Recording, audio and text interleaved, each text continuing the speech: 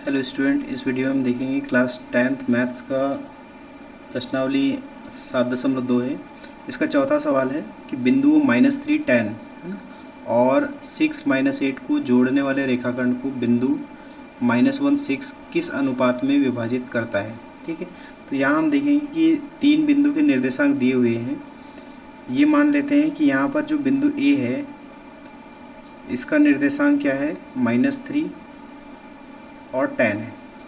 ठीक है, वैसे ही जो बिंदु बी है इसका निर्देशांक है 6 और -8।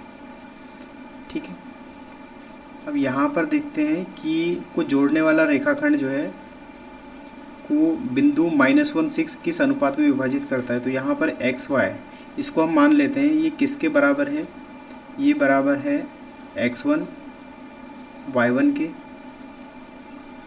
ठीक है, और ये जो बराबर है ये x2 और y2 के। ठीक है, यहाँ से हम वैल्यू भी पता कर सकते हैं कि x1 की वैल्यू है -3 है, y1 की वैल्यू है 10, x2 की वैल्यू है 6 और y2 की वैल्यू है -8। ठीक है, अब यहाँ से हम देखते हैं कि जो तीसरा वाला बिंदु का निर्देशांक दिया है ये कितना है, ये -1 और 6 दिया हुआ है। ठीक है, -1 और 6 दिया हुआ है, ये समझ लेते हैं कि ये एक्स वाई का मान है। अब ये बोला है कि किस अनुपात में विभाजित करना है, तो हम देखेंगे कि यहाँ पर जो अनुपात होता है वो किसका होता है, m1 अनुपात m2 का।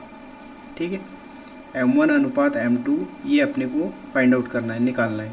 ठीक है, तो हम देखते हैं कि x किसके बराबर होता है, एक फॉर्मूला होता है x = होता है m1 x2 plus m2 x1 अपान m1 प्लस m2। ठीक है, यहाँ पर हम वैल्यू पुट करते हैं तो क्या हो सकता है, यहाँ पर x की जो वैल्यू है, यहाँ पर देखिए x की वैल्यू कितनी है, -1। तो यहाँ पर वैल्यू पुट करेंगे, ये है -1 = m1 की वैल्यू कितनी है नहीं पता, तो यहाँ पर m1 ही पुट कर देते हैं।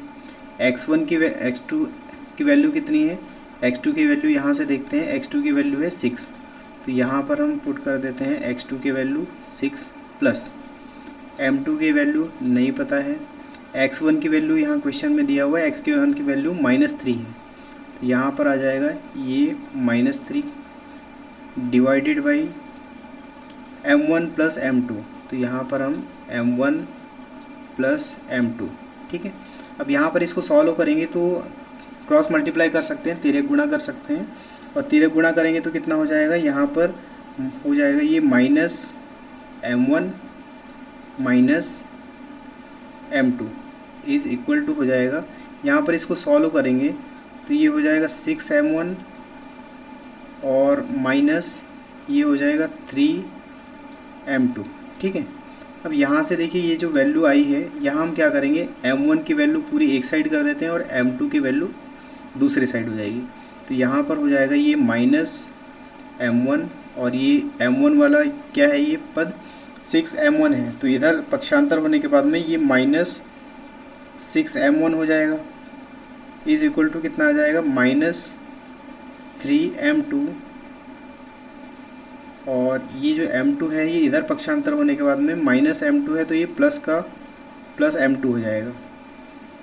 ठीक है, अब आगे देखते हैं, ये -m1 -6m1 कितना हो जाएगा, -7m1 = हो जाएगा। यहाँ पर इसको सॉल्व करेंगे तो -3m2 है और प्लस m2 है, इसको सॉल्व करेंगे तो ये आ जाएगा -2m2। अब यहाँ पर देखिए, यहाँ पर कितना m1 अपान m2, ये वैल्यू निकल कर आएगी कितनी, -2 डिवाइडेड बाई -7।